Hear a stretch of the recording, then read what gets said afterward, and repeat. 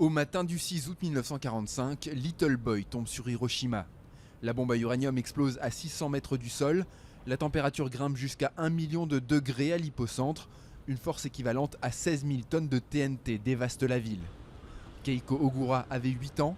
Elle était à 2 km de la bombe quand elle a explosé. Le souffle de l'explosion était si important que je me suis retrouvée propulsée au milieu de la route, où j'ai perdu connaissance. 140 000 personnes meurent dans l'explosion ou ultérieurement sous les effets des irradiations. Le dôme d'Hiroshima était à 500 mètres de l'hypocentre. Il a résisté au choc comme un témoignage de la catastrophe. La bombe atomique ne devrait plus jamais être utilisée. Elle ne devrait même plus exister. C'est ce message que je dois transmettre encore cette année au monde entier. En rouvrant rapidement ses lignes, le tramway d'Hiroshima s'est vite imposé comme le symbole de la reconstruction. 70 ans plus tard, 2 wagons irradiés circulent encore dans la ville.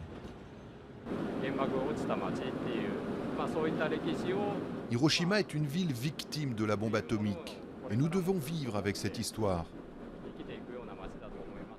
Ce sont aussi bien les survivants, les bâtiments, que ce simple tramway qui en transmettent la mémoire.